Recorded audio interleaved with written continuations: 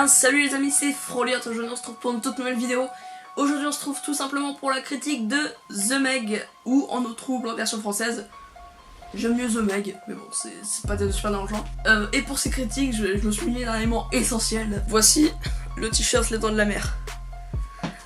Voilà. Du coup, donc The Meg, En eau trouble est un film avec Jason Statham, réalisé par John Turturro, j'imagine.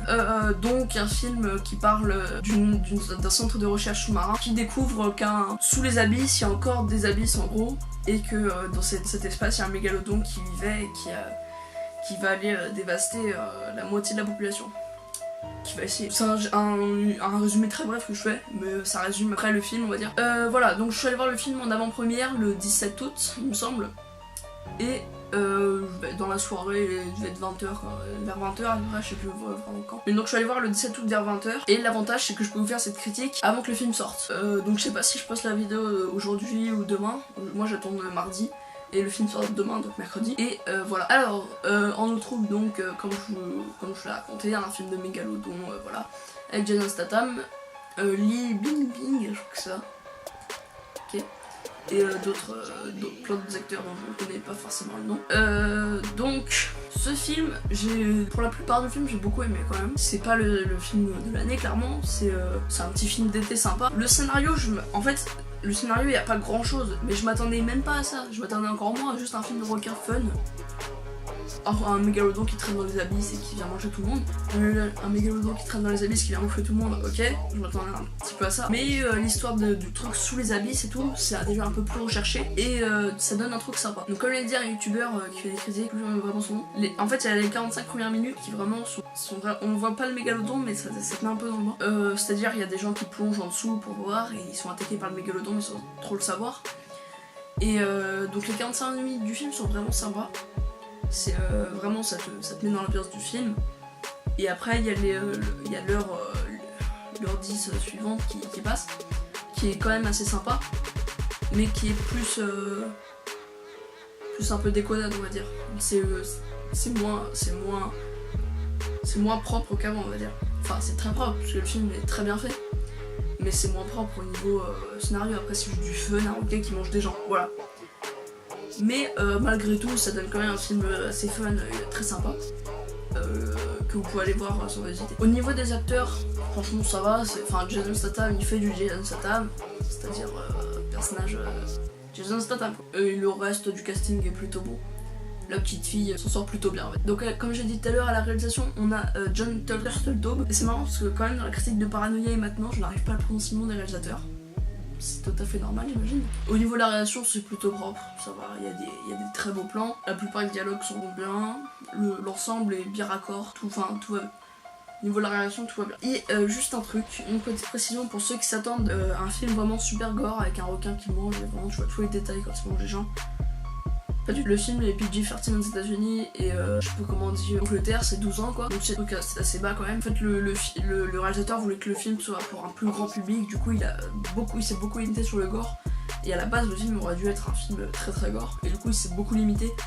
Et faut pas s'attendre à un truc super gore, pas du tout. Mais il y a 2-3 trucs un peu gore pour ceux qui veulent vraiment avoir du gore, il y a 2-3 trucs sympas. Maintenant passons aux défauts on va dire. Il y a une scène, la scène de la plage, j'ai adoré cette scène.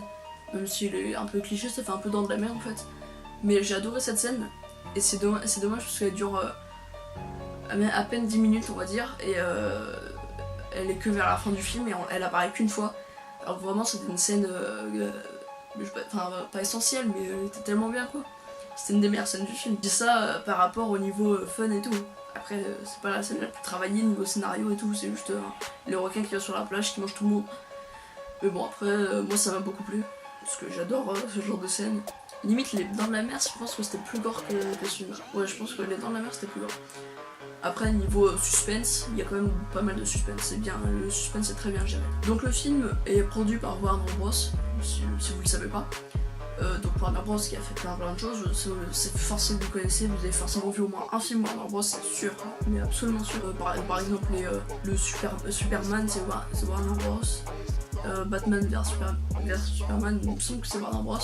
Ready Player One et plein d'autres classiques, plein de vieux classiques. dans Shining, il me semble, je crois que c'est Warner Bros. Shining. Je sais plus trop, mais en tout cas, Warner Bros. Ça fait plein de trucs. Donc c'est forcé que vous avez vu au moins un truc de Warner Bros. C'est sûr. Moi je suis allé le voir dans les bonnes conditions. Déjà parce qu'il faisait nuit, mais bon, ça c'est pas. J'étais déjà dans la salle donc tu rends même pas compte. Mais j'avais une salle plutôt calme. Et il n'y avait pas des. Comme dans Sans un bruit, des gens chiants qui étaient venus dans la salle, qui faisaient que du bruit. Ça j'avais pas, donc c'était plutôt bien, hein. Moi ça me dérange pas. Sans un bruit, vraiment, à chaque fois qu'il y avait un mini truc qui sursautait comme des. Voilà quoi. Mais bon, ça n'a pas gâché tout le film non plus. Mais j'ai eu une moins bonne expérience que si je l'avais vu dans de bonnes conditions, c'est sûr. Mais bon, voilà, The Meg, après, faut pas se prendre la tête. Tu vas le voir parce que t'as envie de voir un film de requin estival qui va bien te faire pas marrer, mais enfin, je te dis, il y a des trucs sympas quand même. Hein. Enfin, il y a des trucs drôles dans le film quand même. Bon, il y a pas mal d'humour. Tu vas voir un truc, t'as envie de voir un film de requin avec un requin qui mange des gens. Pour moi, c'était vraiment une bonne surprise. J'ai beaucoup aimé le film. Faut pas s'attendre à un scénario ultra complexe en mode Inception, Interstellar et tout. Loin de là, mais vraiment loin de là. Faut s'attendre à un petit film estival sympa que tu regarderas si t'as envie, voilà. Si t'as envie de voir un film de requin, très bien fait d'ailleurs aussi. Et aussi, il y a une scène qui est très belle, c'est la scène où ils vont dans les abysses, sous les abysses là, et qu'ils découvrent donc tout un monde, tout un truc sous-marin en plus on va dire. Et du coup il y a des coraux, des beaux poissons et tout. La luminosité est très bien gérée dans le genre de scène. Et du coup ça donne vraiment un résultat, c'est magnifique ces plans là, je trouve. Donc voilà. On dirait un petit peu les trucs d'Avatar en fait. Les plans d'Avatar et tout.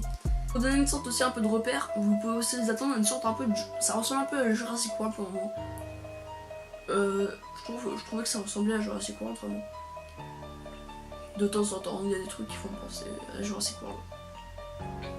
Donc voilà, faut pas se prendre la tête. Vous y allez pour le voir, un bon petit film de requin. Allez-y. Moi franchement, je vous dis, c'est sympa quoi. Voilà, faut aller le voir, c'est un très bon film, je trouvais. Enfin, c'était très divertissant et tout. Très bien fait. Donc franchement, en eau trouble, si vous avez l'occasion d'aller le voir, allez-y. Donc les amis, c'était Froliot. Je vous dis à la prochaine.